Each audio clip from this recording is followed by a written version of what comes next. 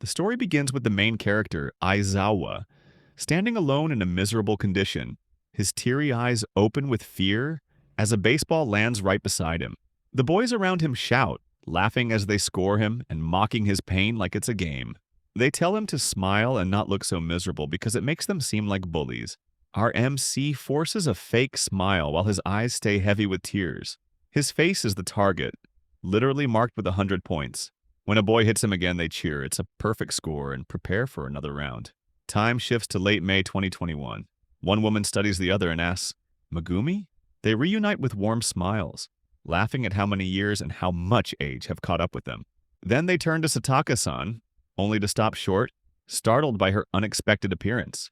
The once plain girl from their school days now looks completely different, drawing attention from every guy around her. The women wonder if she's had some surgery. At that moment, a man named Suzuki walks in, drawing everyone's attention. His friend immediately teases him about trying to look cool by showing up late, but he waves it off with a shrug. The women, surprised to see him, fall momentarily silent. He greets one of them politely, and she feels a quiet relief. She hadn't been sure he'd come, even though she was the one who organized the reunion. As they talk about how difficult it was to gather everyone after 20 years. Yet it's clear that Class 3-2's bonds were strong even back then. As they continue talking, a man opens the door and quietly walks in. The girl, Megumi whispers that Suzuki is still as charming as ever. The other woman adds that he's become an elite banker now, earning over 100,000 a year. Megumi's eyes widen. Her husband is just a civil servant earning half that, and she jokes about being jealous of Suzuki's wife. The women around agree that only people who've done well in life would bother showing up here anyway. No one with a pathetic life would dare. Suzuki announces that it's time to start the function. He steps up to the mic and takes the stage confidently, introducing himself as the MC of the reunion. He thanks everyone for coming on such short notice, joking that it's nice to see so many people with nothing better to do. The crowd bursts into laughter, someone shouting that they're not that jobless. Suzuki smiles, reminiscing about their old school days and how nostalgic it feels to see these familiar faces again. He tells everyone to have fun like the old school days as students. Then, mid-sentence, his expression changes. His eyes land on the main character, who just walked in, standing silently in the middle of the crowd. He reads his name tag, Aizawa Yuichi. The room grows still. Whispered questions ripple through the crowd. Why is he here? Suzuki stares, remembering the past. The cruel games, the humiliation he led. But then, as if nothing happened, he continues his speech smoothly, pretending not to notice the shock spreading through the hall. Murmurs start among the guests. They recognize the main character from third year, class 2, the boy who was bullied so badly he dropped out of school. Some whisper that it's strange for someone like that to come to a reunion. Others ask who invited him. A few remarks that his mental strength must be unbelievable to show up here after everything. A woman named Takano approaches him gently, asking if he remembers her. She apologizes for what happened years ago, saying she always regretted not helping him back then.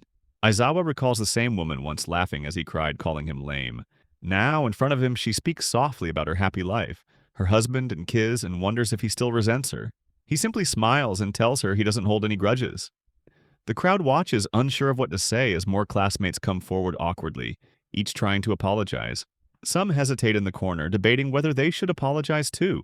One insists he didn't actually do anything wrong, blaming someone else for starting it. When Suzuki overhears them asking who that someone else was, they freeze, suddenly quiet. Suzuki walks up to Aizawa, smiling in his practiced way, and says, "It's been a while, and he is really glad to meet him." The crowd tenses. The air feels heavier. Suzuki stretches out his hand, pretending a warmth as he talks about how they missed him after he left the school, as if they'd wanted to graduate together. A man in the crowd mentally scoffs. He remembers Suzuki invented the Let's Bully Aizawa for fun games to kill their boredom back then. Our gentle lad reaches out, shakes Suzuki's hand, and says he's glad to see he hasn't changed. Two of them shake hands, and everyone around shocks as they have seen a ghost. The photographer calls everyone for the photo, but Suzuki puts his hand on Aizawa's shoulder and whispers under his breath about the reason for his arrival. He says the party's ruined because of him. He tells the main character that everyone came here to remember the good old days, not the miserable ones. The main character stays silent. Suzuki gets irritated, saying that his silence was what always made him so annoying. He mocks him. How, even when they shoved his head in a toilet or threw baseballs at his face, he never fought back. He should have resisted a little. Maybe things would have stopped. The photographer calls them again to line up for the picture. The main character finally asks him if the bullying would have really stopped if he had resisted. Suzuki smirks and says, probably, but insists that the one who gets bullied is always the one to blame. The words sting. Suzuki tells Aizawa to chill and smile. The main character forces a smile and says he shouldn't worry. Smiling is something he's good at. Suzuki's eyes narrow, filled with quiet danger. Later that night, Suzuki returns home. His wife and daughter greet him warmly. His daughter asks about the reunion, amazed that he met people from 20 years ago. He laughs and says nobody really changed. Inside, though, his thoughts turn sharp. He remembers Aizawa's shabby clothes and lifeless eyes. He grins smugly, telling himself that losers never change and that this is reality. People like him never turn their lives around. The next morning, Suzuki hums in a good mood, almost thankful to Aizawa for reminding him how good his life is. His daughter leaves for school and he greets her with a good day. Meanwhile, at a school, Shiori opens her shoe locker and finds it vandalized. A cruel letter tells her to die, calling her disgusting. She hides her shock when her friend greets her, pretending everything's fine. As they walk, Aizawa appears looking perfectly composed and polite, and he asks Shiori if she has a moment. In the AV room, he asks if anyone has been harassing her lately. Shiori looks confused and nervous. He gently points out that she's been losing things like her history textbook last week and asks if someone stole it. She smiles awkwardly, saying he's overthinking it, that she's just clumsy, and that everyone gets along fine. Sensei nods, saying that's good, but warns her that small acts of bullying often grow worse when ignored. He rolls up his sleeve and shows her his arm. It's covered in old scars and burn marks from cigarettes. Shiori gasps in horror. He tells her he experienced bullying himself. The girl shouts, asking what happened to his arm. He explains that someone once did that to him in middle school. She goes silent, her eyes filling with tears as she whispers that people who can do such things aren't even human. The main character agrees quietly, remembering Suzuki's words from the night before. He tells Shiori that if anything ever happens, she should come to him right away. He'll protect her with everything he has. In his mind, one question echoes. Would Suzuki ever be able to tell his own daughter the same thing he told him? The scene shifts to the principal addressing all the teachers, reminding them that the past few days' news has been full of stories about bullying. He warns them that even a small report might influence some students, so they must be careful and prepared. He smiles and says he's counting on everyone. Furthermore, he encourages them to make this year like the last one, which had 0 cases of bullying. After asking if anyone has anything to report, the room falls silent. He concludes the morning meeting and tells the teachers to work hard today. As Aizawa walks down the corridor, Yazaki calls out to him. She asks how he is adjusting to the school. He replies uncertainly, saying it's only been 2 months and he's still unsure about many things. As they walk together, she admits that even after 3 years at the school, some of its policies still trouble her. She questions the principal's stance on bullying, hinting that pressure from above might be keeping teachers from reporting incidents. She vows that if bullying ever occurs in her class, she'll protect her students without hesitation. Aizawa smiles, impressed by her resolve, and agrees wholeheartedly. Meanwhile, in the 3rd year, Class 5, Shiori talks with a friend about the culprit of a story. Her friend speculates that the butler might be behind it, but Shiori dismisses that as cliché. She wonders if it could be the neighbor joking about waiting until next week's episode. Her friend's surprised reaction makes Shiori think she's figured out the culprit, but then she notices Aizawa-sensei standing behind her. He reminds her that the bell already rang. She apologizes, embarrassed. Sensei starts the lesson on Heredity, continuing from yesterday. Shiori can't stop thinking about their conversation. The way he showed her his scars and warned her that small acts of harassment grow worse if ignored.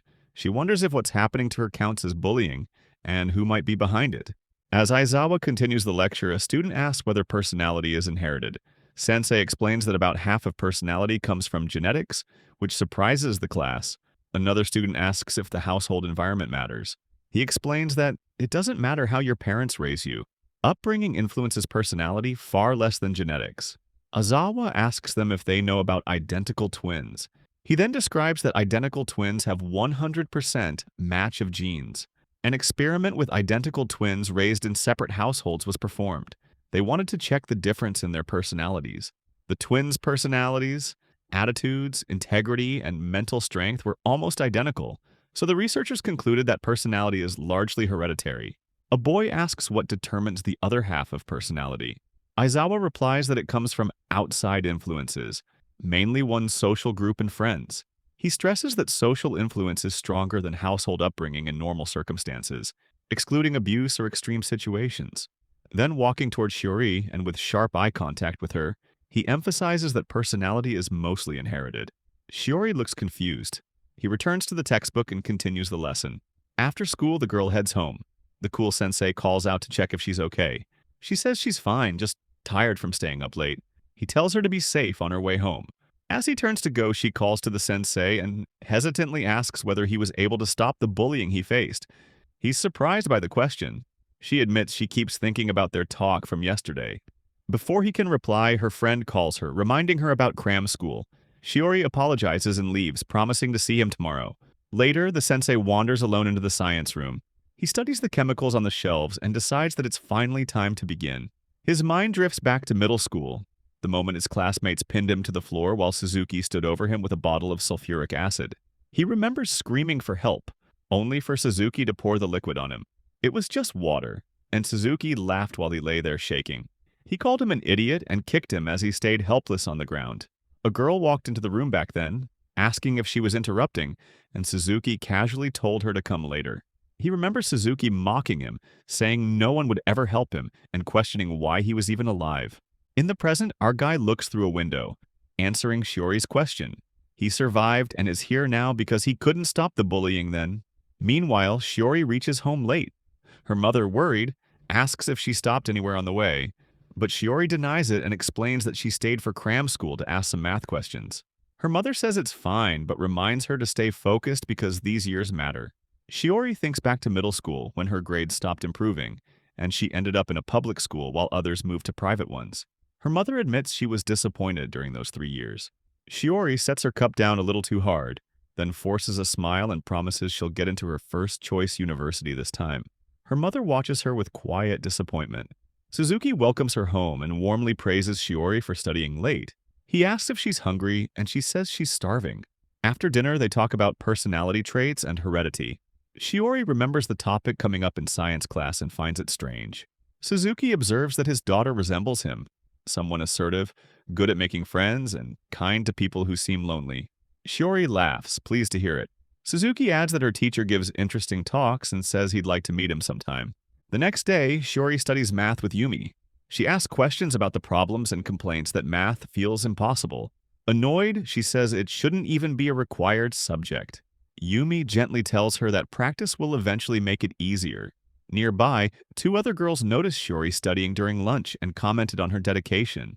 They talk about how she quit the basketball club and how she and another girl drifted apart afterward. One of them says you can't take club activities too seriously anyway. As the lunch break ends, they get ready for 5th period, joking about being excited for basketball but laughing about wanting to go home instead. Yumi asks Shiori to play with them. For a moment, Shiori's eyes brighten at the idea of playing basketball again, but then she remembers why she quit the club because of exams. She starts looking for her gym clothes, but suddenly realizes they're missing. When she checks the trash nearby, she finds them thrown inside, torn and ruined like a warning. Her eyes widened in fear. At that moment, Yumi arrives and sees the ruined clothes. Shiori watches her reaction in shock, but Yumi simply brushes it off and heads to the changing room. Shiori silently wonders why she didn't ask anything. Yumi walks away with disappointment written on her face. From a distance, Aizawa notices Shiori's troubled expression. He remembers Suzuki's old words that no one would ever help. But when he approaches Shiori with a friendly smile and asks what's wrong, she suddenly panics at his words and bolts. The MC watches her run, a heavy certainty settling in their chest. Shiori's real hell is only just beginning. Shiori stands alone on the basketball court, watching Yumi chat with another classmate. She can't help wondering why Yumi pretended not to see her gym clothes tossed into the trash. Someone suddenly calls her name. It's Yazaki-sensei. She asks what Shiori is daydreaming about and whether something is bothering her. Shiori quickly says it's nothing. Yazaki-sensei sighs, remarking that it's a shame Shiori finally earned a regular spot on the team, only to quit before becoming a 3rd year. Shiori apologizes, thinking to herself that she never truly wanted to quit. Yazaki-sensei tells her she must have had her reasons and encourages her just to enjoy today. She tosses Shiori a basketball, and the gesture instantly brightens Shiori's mood. Shiori starts playing, pouring all her energy into it. It's been 3 months since she last touched a ball, and she savors every moment, even if she suspects she might be overthinking everything. Yumi suddenly calls her over. Shiori jogs toward her with a smile, but Yumi hesitates before asking what she was talking about with Aizawa-sensei. The question shocks her. Yumi presses on, asking if she spoke with him after leaving the classroom earlier. Shiori freezes for a second, then replies that they didn't really talk. He only told her to hurry to class. She then asks, startled, why Yumi even brought it up. She smiles and says it was nothing, then returns to the game. Shiori is left speechless by her behavior. As Shiori's attention shifts to Yumi, someone suddenly calls her name, and she's tackled to the ground. The girl apologizes, worried she hit Shiori's head. Yazaki-sensei helps her up and brings her to the infirmary. The nurse says she's fine but should rest. Shiori blames herself for spacing out during the match, but Yazaki-sensei reassures her and reminds her she can talk to her anytime. Exhausted from worrying, Shiori soon falls asleep. Aizawa arrives afterward and quietly watches over her, noticing her shirt has ridden up slightly and stepping closer out of concern. Outside the staff room, Yumi notices Aizawa and calls him over. He asks why she's concerned and reminds her that school is almost over. Yumi says she's worried about Shiori's condition. He replies that the nurse said she's fine and her mother picked her up. He asks if she's worried, confusing Yumi. She shouts that Shiori is her friend, of course. She's worried and storms off, wondering what's wrong with him. The word friend makes his expression shift, and he quietly thinks, so that's how it is. Inside the staff room, a student finds Shiori's phone. Yazaki offers to call her guardian, but Aizawa takes it, planning to return it to her along with some printouts. Later at Shiori's house, her mother apologizes for making him come, but he says it's no problem. He tells her that he was worried about Shiori. She admits she didn't want her daughter to have a phone, fearing it would badly affect her studies, but her husband insisted. She sadly adds that only their household doesn't allow phones, unlike other parents. As he looks at their family photo and sees Suzuki smiling, Aizawa's eyes flash with quiet hatred. The mother asks him if everything is fine. He nods and asks about his student. Shiori arrives home and the mother steps away for a call, apologizing. Aizawa notices a photo of Shiori and Suzuki and thinks it's not fair. Suddenly, Shiori enters and he smiles, asking if she's okay. She nods and asks if the picture got his attention. He remarks that they all look happy and asks if she likes her father. She smiles and says she loves him. She tells him the photo is from the first time she rode a bike alone. Though she was scared at first, but her father helped her practice from morning until night. Eventually, she focused on making him smile rather than worrying about falling. Aizawa thinks of how Suzuki smiled at him when he was bullied and realizes the same care-shaped Shiori. He tells her it's a good story. He points out her phone on the table. She checks it and sees 7 messages from friends worried about her, which makes her happy. He teases her for being happy over this little thing. She laughs, confused by his words, but smiles. The mother returns and is surprised to see her downstairs. She asks if she's been calling her father. Shiori says she's fine and mentions that her father will be home soon. She suggests Sensei to meet him, as he expressed interest. The mother says he must be busy, and Sensei smiles politely. Outside, Suzuki arrives home tired, calling for Shiori. He hurriedly opens the main door and calls Shiori. She and her mother greet him. He asks if she's okay, worried about her. Shiori says she is fine, and the teacher visited to return something she forgot, and she wishes he could have met him. Suzuki hugs her tightly and feels relieved that she is all right. Later, Shiori settles at her desk and checks a message from Yumi asking if she's all right. Suddenly, she receives a direct message from someone unknown.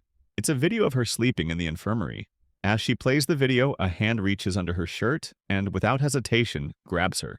Her eyes widened with fear. She screams, terrified and disgusted, throwing the phone away. Shivering, she wonders who could have filmed this and why. The scene shifts to the next day, where Aizawa talks to Shiori's mother on the phone. She thanks him again for yesterday. He asks how Shiori is now, and she says she felt unwell in the morning and might need a day off or to visit a hospital. She adds it's strange because she seemed fine yesterday. He replies that he's worried about her. In class, the cold MC finishes the lesson and dismisses everyone. Yumi notices Shiori's empty seat and a wave of sadness crosses her face. Suddenly, Nagumo calls her over. "Are you Shiori's friend?" she asks. Yumi nods. Nagumo admits she accidentally crashed into Shiori and feels responsible for what followed. She complains that Shiori read her messages but never replied. Yumi explains she hasn't responded to her either. Nagumo snaps that replying is basic manners. A classmate quietly suggests Shiori might be unwell, but Nagumo grumbles that a simple stamp wouldn't have hurt. She irritably asks if Shiori said anything about skipping school, and Yumi hesitates before saying no. Nagumo fumes that she waited for nothing, then remarks that Shiori's clinginess must be exhausting for Yumi. She hesitates, forces a small smile, and admits maybe it is sometimes. Aizawa, overhearing, reflects on 7 texts, worried. He grins to himself as he walks away, muttering that they're such caring friends. The next day, Shiori sits in the infirmary while the nurse checks on her. After a day of rest, she says she feels much better. The nurse reminds her that she was hit hard and should take it easy for the next 2 or 3 days. Shiori nods, then hesitantly asks if anyone visited while she was asleep. The nurse thinks for a moment. Plenty of people stopped by, she says, including some girls from your class who seemed really worried. Shiori quietly asks if anyone else came, and the nurse adds, Aizawa-sensei too. Walking down the hallway, Shiori thinks about the video. Frustrated, she still can't figure out who filmed it. Based on the nurse's info, it must be someone from her class. She wonders if she's done something to make someone resent her. Standing before the classroom door, fear grips her as she recalls the video. Silently, she prays it hasn't spread, then opens the door with a forced smile. Her classmates greet her happily, asking if she's okay. Seeing them relieved, she smiles and says she's fully recovered. Yumi approaches, admitting she was really worried since Shiori hadn't replied to her messages. She apologizes, explaining she wasn't feeling well yesterday. Yumi then offers the class notes from the day before. Surprised, Shiori asks if she can really take them, and Yumi laughs, saying she would have borrowed them anyway. Shiori gives an awkward smile. Around them, the rest of the class shows their relief. Even Nagumo admits she's glad Shiori is okay, though another girl quietly points out Nagumo's fault for hitting her. Shiori brushes it off, but inside she suspects the presence of the culprit among the smiling faces. In the science lab, Sensei introduces the day's experiment, observing somatic cell division using onion samples. Shiori pairs up with Yumi. When she begins placing the onion on the slide with her fingers, Yumi quickly stops her, reminding her to use tweezers to avoid air bubbles. Precision affects our grades, she adds. Shiori nods quietly, promising herself she won't cause any trouble. Then she hears a conversation nearby, something about a crazy video. Her stomach drops as she realizes they might be talking about her. The girls laugh about how the person in the clip is taking a huge risk. Panic rises in Shiori's chest. Yumi notices the change in her expression and asks if anything is wrong. Before she can answer, Nagumo holds out her phone to Yumi. Terrified, Shiori smacks it out of her hand. The phone hits the floor, drawing everybody's attention with a loud clatter. The sensei looks over with a sharp, cold stare. Nagumo grabs Shiori by her shirt, demanding an explanation. Another girl checks the phone and says the screen isn't broken, but Nagumo insists that this isn't about the phone. Shiori finally sees the screen. Just a random post, nothing to do with her, and her fear twists into humiliation. Aizawa-sensei steps in, takes the phone, and tells everyone to get back to work. Shiori tries to explain it was a misunderstanding, but he cuts her off, scolding her for losing focus and reminding the class that exams are close. Nagumo protests, but Sensei shuts it down, saying rules are rules. Then he turns to Shiori and tells her to see him after class. Shiori freezes with shock, but she feels relieved and nods. Nagumo yells and calls the whole thing the worst. After class, Aizawa approaches Shiori and gently asks about her behavior, wondering if it has anything to do with her absence yesterday. The little dove's eyes fill with tears as she struggles to explain everything that has been happening to her. Her voice shakes as she admits she can't handle it anymore. She quietly asks if he will listen to her. The devil sensei rests a hand on her head and, with a soft smile, tells her he's on her side. He instructs her to come to the prep room after lunch. Shiori nods, holding onto his words like a lifeline. During lunch, classmates whisper about how bold and intimidating Shiori was when she stood up to Himekawa. Feeling guilty, Shiori apologizes to Yumi for dragging her into it, but she brushes it off. Shiori offers Yumi her favorite bread, only to stop when another girl invites Yumi to join them.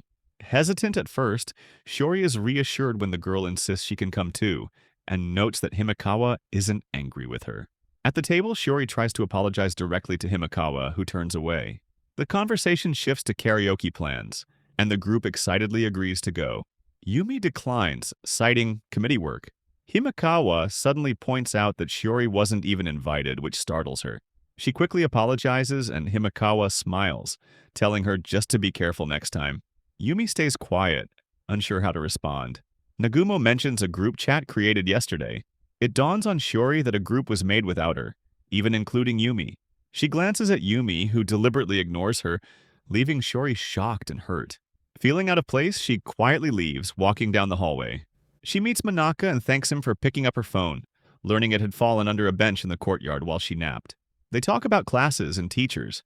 Manaka mentions the Aizawa sensei, asking if the teacher is nice. She explains he has a decent personality and even went to her house to return her phone recently. Manaka says he saw Sensei messing around with her phone, which shocks Shiori. He explains that he immediately recognized it as her phone when he picked it up from the ground earlier. Shiori's mind races with frightening possibilities. She recalls how the sensei always seemed to appear whenever she was being bullied. At that moment, a chilling thought takes hold.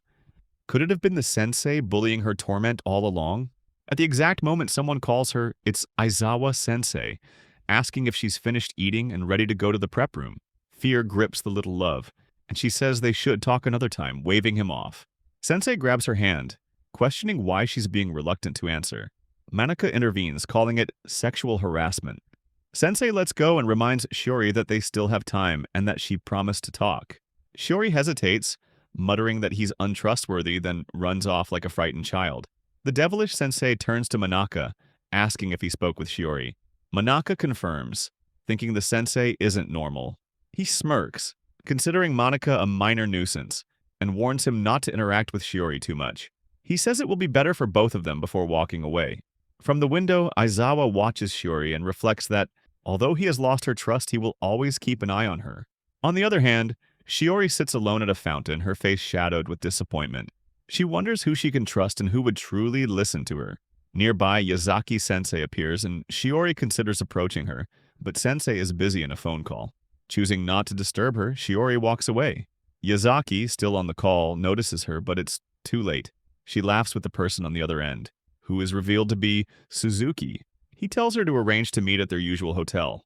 Yazaki expresses her love for him, and he replies in kind, smiling. Suzuki sits behind the desk, reviewing a loan application for $12 million. The elderly man before him pleads, insisting that just a little more capital could save his business. Suzuki sets down the plan calmly and, in a measured voice, tells him he cannot approve the loan. The man freezes, shocked. Suzuki explains that the factory has been in the red for 2 consecutive periods, and, given the risk of insolvency, the bank cannot trust it to repay the loan. Panic spreads across the man's face. He grabs Suzuki's collar, shouting that abandoning him now will ruin everything. Suzuki glares, voice cold. "Let go of my suit or it will wrinkle." Reluctantly, Nomura-san releases him. Suzuki continues unflinching. Refusing the loan is for his own good. Continuing the business will only deepen his debt. Tears stream down the old man's face as he asks if Suzuki has a young child to consider. A coworker watches silently, concern etched on their face. But Suzuki quietly enjoys seeing the man crumble. After the meeting, the manager greets Suzuki, praising him for cleaning up for everyone. But he brushes it off with humility, saying he's used to dealing with people who play the sympathy card. He smiles, thinking about his next appointment with the food company. The manager laughs, impressed by how quickly he gets results. The coworker remarks that Suzuki is amazing, smiling as the old man broke down, while another calls him a sadist. Despite the dark impression, everyone respects his efficiency and skill, predicting his promotion to section manager next year. They think he is the perfect example of an elite person. Suzuki smiles privately, thinking how life has always gone his way. Later, Suzuki rests in a hotel with Yazaki. He smokes a cigarette, reflecting on his 35 years without defeat. Everyone around him, the classmates, teachers, co-workers, and even his boss, is at his mercy. He sees them all as fools. Yazaki calls him extraordinary and charming, praising him, and he smiles at her. He thinks she's just a convenient toy, young, naive, and easily manipulated, as she believes in his words. Yazaki suddenly reminds him it's been a year since they met at the basketball club, cheering for Shiori. She says she's happy with their current relationship and can feel how much he loves her more than his wife. Suzuki extinguishes his cigarette, holding her close, telling her she is the one he loves. But inside, he plans to cut her off. She's been with him a year, and he senses she's growing too attached. Back at home, he walks in with the bitter thought that he won't be able to enjoy with her anymore. His wife greets him with a warm smile. He asks about their daughter, and she tells him Shiori is in the bath. Suzuki feels untouchable, yet he remembers there was one time he miscalculated. He thinks back on how his wife has leached off him ever since their teen pregnancy, using their child to bind him. He recalls how she became pregnant at 19 and how powerless he felt back then. Old anger stirs in him. A moment later, Shiori steps out to welcome him home. He smiles back, feeling an unexpected warmth spread through him. As he watches her, he admits to himself that even though he never wanted a child, he now genuinely loves her. Suzuki asks how school has been for her. Shiori hesitates, then forces a smile and replies she has many friends and is enjoying every day before walking off with a quiet, sad expression. He talks to himself that of course she is happy because she is his daughter and must be proud that she has a capable father. He glances at a reunion photo and reflects on the contrast between her life and that of ordinary children. In his mind, she's fortunate to have been born as his daughter. He convinces himself it's the best thing that has ever happened to her. The following day in class, Shiori opens her bag and finds it stuffed with trash and her notebooks torn apart. She whispers to herself, wondering how long this will keep happening. A classmate notices the mess and asks in confusion what happened, suggesting she should tell the teacher, but forces an uneasy smile and brushes it off, trying to downplay everything is all right, as worry tightens inside her. Yumi notices Shiori's troubled expression before walking over to Nagumo. She quietly asks if it would be okay to add Shiori to their group chat, explaining that she feels terrible about the incident yesterday. Nagumo agrees that Shiori should be included, but then mentions she heard that Shiori was seen getting close to Manaka from Class 2. Himekawa freezes at the name. They whisper about how everyone knows Himekawa likes Manaka, and even Shiori seems aware of it. Yumi hesitantly wonders if Shiori might have done it on purpose. Their conversation spreads across the room, and soon other girls start gossiping. They speculate that Shiori may have acted sneakily, hinting that she goes after things the other girls care about. In the corridor, Shiori notes Aizawa and Yazaki-sensei and quietly walks past them. The MC tells Yazaki he'll see her later. Yazaki, leaving, hears a scream. Himekawa is furious, questioning Shiori and whether she has a problem with her. One of the classmates tries to intervene, but Himekawa confronts a classmate, demanding to know if she's Shiori's friend. The girl hesitates, saying they aren't friends and barely speak, making Himekawa pity Shiori and mock her in front of others. Yazaki-sensei looks on, concerned. Later, in the science prep room, Yazaki confides to Aizawa-sensei that she suspects bullying in Class 5. She says Shiori has been acting strangely and asks if he's aware. He smiles calmly, denying that any bullying is happening in his class.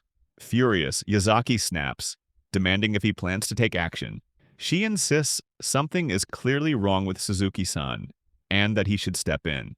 Aizawa remains composed, replying that as the homeroom teacher, he knows Class 5's situation, and it's not her place to intervene.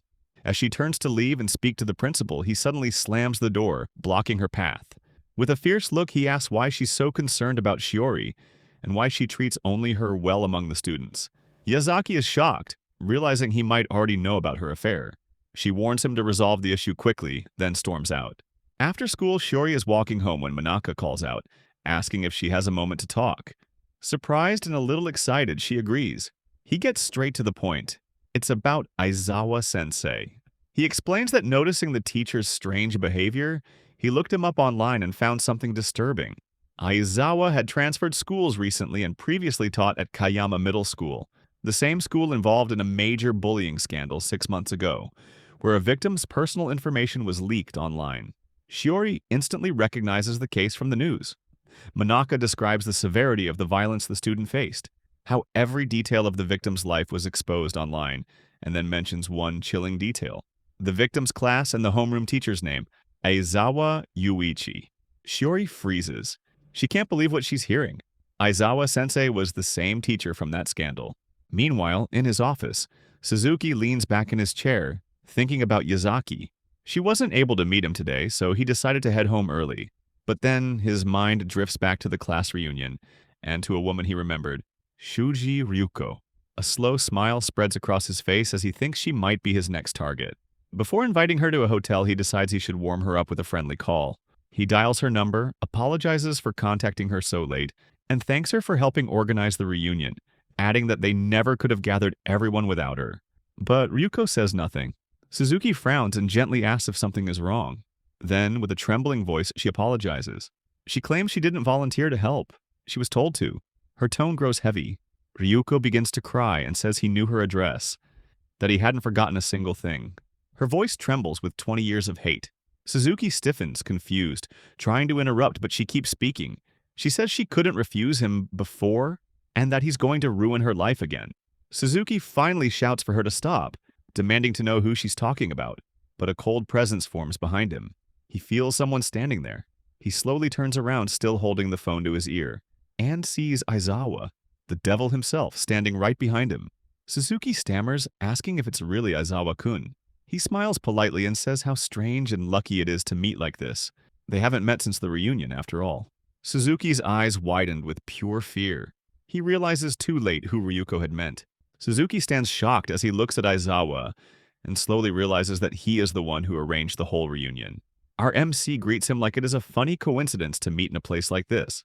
While he talks, Ryuko checks if Suzuki is still on the call, and when he apologizes and says he will call her back, she refuses and tells him not to call again. She cries as she admits that the person Aizawa hates the most is Suzuki, and she explains that she spread the word about the reunion because she was told to, but she does not want to get involved anymore. She apologizes and ends the call. Aizawa asks if it was Shuji and apologizes since he overheard a bit. He says he saw her at the reunion and casually mentions that she hasn't changed at all. Suzuki becomes uneasy after suddenly seeing Aizawa in person right after Shoji's warning. Our MC asks him if he has time for a drink. Soon they sit in a cafe, drinking coffee, and Aizawa says the reunion felt nostalgic. He is glad he went because more people came than he expected. While he talks, Suzuki keeps thinking about Ryuko's words and the fact that Aizawa remembers everything and hates him the most. Aizawa starts to speak, but Suzuki cuts him off and asks what the real purpose behind organizing the reunion was, because it clearly was not to talk about old memories. He stands and questions if their meeting today is really a coincidence. Aizawa stays silent for a moment, then smiles and admits that the meeting is not a coincidence at all. Suzuki is shocked. Aizawa explains that he learned Suzuki works at Sanmaru Bank and waited outside the building to catch him after work. Suzuki becomes furious and panicked. He lights a cigarette and demands that Aizawa stop playing games, asking why he is approaching him with such underhanded tactics. He yells and challenges Aizawa to take revenge if he thinks he can. Aizawa calmly denies it, surprising him. He explains that he asked Ryuko to help with the reunion because he wants to face his past. He attended an assembly for victims of bullying and met many people still trapped in trauma from years ago. Someone there told him that confronting the past directly and meeting the person who caused the pain might help them move on. He says an apology from his bully could help him finally cut those ties. When Suzuki asks if the reunion was for that reason, Aizawa answers yes. He explains he could not organize it alone, so he searched the graduation album for someone who might help, and that person was Shuji-san. Suzuki comments that she must have been surprised when he contacted her out of nowhere. Suzuki smokes in silence, then asks if what Aizawa is saying is true, which would mean Aizawa wants an apology from him. He becomes irritated and calls him cocky. He stands and asks how long Aizawa plans to cling to the past, but then notices Aizawa looking at him sharply. Fear hits him. He quickly puts out his cigarette and excuses himself to the restroom. Aizawa stares at the cigarette in the ashtray, and his mind slips back. In his memory, Suzuki holds a cigarette and orders Aizawa to act like an ashtray and not drop any ash. Poor lad stands trembling with his hands out as the ash falls. Suzuki screams that he told him not to drop it and announces it is punishment time. The other kids beat Aizawa's back while Suzuki thinks idly.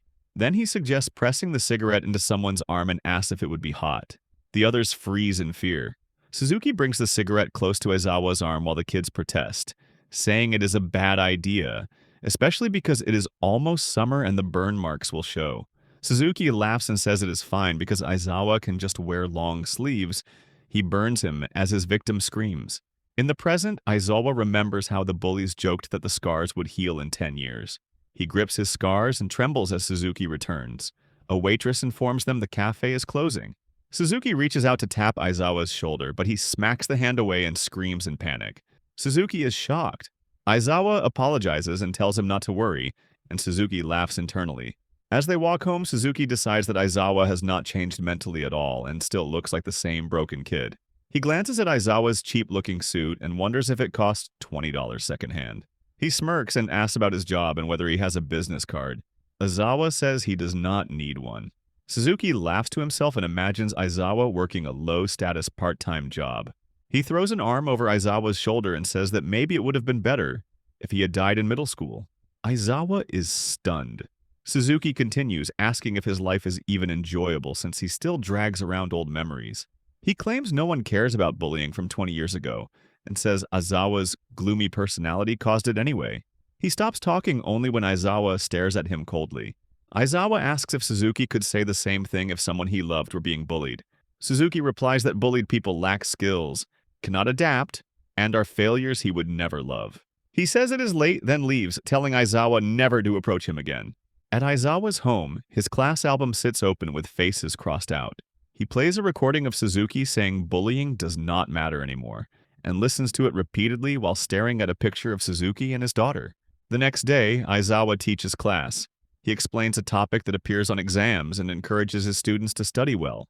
Shiori watches him and remembers someone saying he used to teach at a school known for a bullying incident. She recalls how he once said he was bullied too. Her thoughts spiral as she wonders if he is behind what is happening to her. She fears he might be recreating his trauma through his students, or that he might be the one sending her the video. She wonders if she is simply overthinking. Aizawa ends class and reminds them of the school trip in 2 days, their last chance to enjoy themselves before exams, though they must behave appropriately. Shiori looks down, already knowing she will be alone. The rest of the class has their groups, and she is isolated. Yazaki-sensei watches from the hall and worries. She tries to call out to Shiori but freezes when she sees Aizawa. His stare reminds her of when he questioned her about favoring Shiori. She panics and walks away. Aizawa overhears Manaka asking Shiori if she is okay after yesterday. She apologizes for rushing home, and Manaka asks if she really needed the bathroom, which embarrasses her. Aizawa walks off. Shiori admits she lost her composure after learning Aizawa was the homeroom teacher in a well-known bullying case. She and Manaka stand by the window and she asks what happened to the victim. Manaka replies he does not know, but Aizawa surely does, and he would never tell her even if she asked. Shiori agrees. Manaka apologizes and asks if she wants to chat more, and she nods because being alone in class is painful. Meanwhile, girls in the class teasingly comment that Shiori and Manaka were together in the hallway, which annoys Himekawa. Yumi notices and looks uneasy. Later, Shiori is walking while checking her phone when Yumi calls out to her. Shiori greets her happily, but Yumi bluntly warns her to stop talking to Manaka. Himekawa likes him and was angry when she heard them speaking. Shiori panics and says she did not know. Yumi shrugs and remarks that she knows now, then starts to leave. Shiori stops her and asks why they are suddenly acting like strangers when they used to talk normally and even planned the school trip together. Yumi turns around and accuses her of being selfish. She says Shiori interrupts study time with questions and treats her notes as if they're her own. Yumi adds that she is a nuisance and implies that her personality is the real reason her gym clothes were thrown out. Shiori is devastated and begins wondering if she really is the problem, and whether she is alone because of herself. While she is lost in thought, Himekawa approaches from behind and suddenly kicks her hard in the back. Shiori falls face first onto the floor. Her eyes widen in fear as Himekawa casually says she feels better now. She talks on the phone, laughing, and says she kicked Shiori because stress builds up. Shiori lies there trembling and crying. Back in the classroom, a girl announces that Himekawa did something again. When someone asks what she did, the girl answers that Himekawa kicked Shiori. Aizawa listens with a dark expression and simply comments that it sounds painful. Shiori walks home while people stare at her dirty uniform. She feels weighed down as Yumi's question keeps echoing in her head, whether her personality caused her gym clothes to be thrown out. She stops in front of her house, takes a deep breath, and forces a bright smile before stepping inside. The moment she enters, she sees her mother standing there with a disappointed look, saying she just received a call. Shiori freezes, worried it's from the school, but her mother cuts her off and says it was from her cram school teacher. The tests she took this week were below average, and her mother asks if she realizes how hard it will be to get into her first choice university at this rate. She reminds her that she is in the advanced class, and adds that her father will be disappointed too. Shiori keeps smiling tightly and apologizes, saying she has been off lately but will improve. Her mother stops her again and asks why she doesn't stay back from the school trip. She claims that Shiori is in no position to go and that her father would agree. The words leave Shiori silent. When her mother finally notices the dirty clothes, Shiori panics as the bullying flashes through her mind. She tries to explain but is interrupted again when her mother scolds her for coming home in such an unsightly state. Hearing that from her own mother shocks her. Her mother says she will talk to the school about canceling the trip, but Shiori runs to her room and shuts the door while her mother continues speaking through it. She breaks down, thinking about calling her father, but remembers he said he was on a business trip. She sits quietly, wanting at least him to be on her side. The truth is that he isn't on a business trip at all. At school, Nagumo plays with an error flask until Aizawa calls out to her, telling her not to mess with the lab equipment. She happily agrees and asks if he thinks Shiori will come today. He answers casually that he doesn't know. She smiles and talks about how his plan the other day worked well, mentioning how he took Himekawa's phone in class and probably made Yumi resent Shiori. She gets excited, thinking that if Shiori loses her best friend, she won't have anyone left. Aizawa stays silent and tells her she talks too much, but she only laughs and says she can talk to him about anything since he has been on their side ever since that day. She reminds him of when he saw her putting trash on Shiori's desk about a month ago. She expected him to get angry, but he pretended not to notice. She laughs, calling it surprising that a teacher would side with the bully. He calmly asserts that he just avoids getting involved in incidents. Nagumo grins creepily and says she can tell he enjoys watching Shiori suffer. When he asks if something happened between her and Shiori in the past, she freezes. Before she can answer, her phone rings. After the call, she says Shiori has arrived and Himekawa is bringing her behind the school. She grins and asks if he wants to come. He gives a small smile. Behind the school, the four girls surround Shiori and ask if she wants to talk. Himekawa complains about dealing with things so early and tells Shiori to hurry up. She bows deeply and apologizes, shocking them. She thinks about what Yumi said and blames herself, believing her own behavior caused everything. Yumi stays quiet. Shiori trembles as she apologizes, saying she's sorry if she caused trouble for any of them. Aizawa watches from behind a wall while the girls question her about Manaka, accusing her of going after the boy Himekawa likes. Shiori panics and insists it isn't true, but they dismiss her, saying they can't believe her just because she denies it. Nagumo appears, clapping with a smile and saying, "Well done." Shiori looks confused as Nagumo pretends to be supportive, claiming they were all worried and that it's good Shiori reflected on herself. Then Nagumo's face turns cold as she tells her that the trash in her bag and the kick she received were her own fault. Shiori trembles. Nagumo tells her to change from today and asks her to list 10 things she thinks are wrong with herself.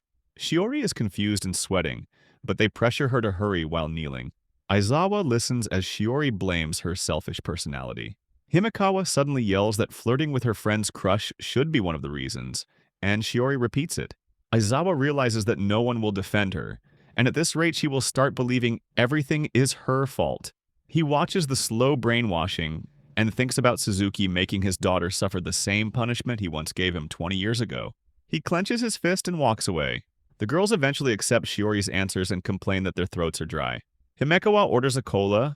Another girl asks for strawberry milk, and Shiori stands there, confused. Nagumo then turns to Yumi and asks what she wants. Yumi says she's fine, but Nagumo's expression turns intimidating until Yumi quickly adds that she'll take an orange juice. Nagumo nods and tells Shiori they'll pay her back later. Then she leans in close and warns her that going to Aizawa is useless, because he's on their side. Shiori panics and runs away. She passes Manaka on the way but ignores him, leaving him confused. Later, when she is heading home, Aizawa-sensei stops her and says her mother told him she won't be going on the school trip. He tries to ask if she isn't feeling well, but she cuts him off. Trembling, she says she can't believe he talks to her so calmly. She tells him that Nagumo said he is on their side and accuses him of knowing about everything and maybe even helping. She screams that maybe he is making her experience the same bullying he suffered. He calls her name softly, smiling, and insists he would never do that. He wonders aloud why Nagumo would lie. Shiori suddenly states she realized something. Whenever he lies, he smiles. Aizawa is taken aback. She says maybe some of it is her fault, so she will endure it, but begs him not to spread her video. Then she walks away. He fixes his tie, but something shiny is attached to it. At home, Shiori sleeps and thinks she has to thank her mother because staying home from the trip is a relief. Spending 3 days with those girls would break her, but then someone calls her name. She wakes up to see Suzuki. He says he returned from his business trip last night and heard that her mother doesn't want her to go on the trip. He pats Shiori's head and tells her he convinced her mother to let her go. She stares at him, shocked and confused. He says it would be terrible to stop her from experiencing something like this, and adds that he even contacted the school. Her expression turns fearful as he tells her this is her last chance to enjoy a trip like this, reminiscing about how fun his own had been. He smiles and says he's looking forward to hearing about Kyoto when she returns. He leaves the room while continuing his phone call, and Shiori remains on the bed, sinking into despair. The next day at school, Aizawa instructs everyone on the bus to sit in their assigned seats. Nagumo sits beside Yumi and offers her candy. Yumi thanks her, buzzing with excitement about Kyoto. Nagumo agrees, but her attention shifts when she sees Shiori boarding the bus. Shiori's eyes are dim and lifeless. Nagumo watches her walk past and says, "Kyoto will be fun." But there's something even more interesting. She shows Yumi her phone and shares that she received a video last night from someone she doesn't follow. It is Shiori's video. Yumi's face goes pale as Nagumo remarks that she was shocked too and wonders what will happen if the video spreads. Here I am, know it's been a while.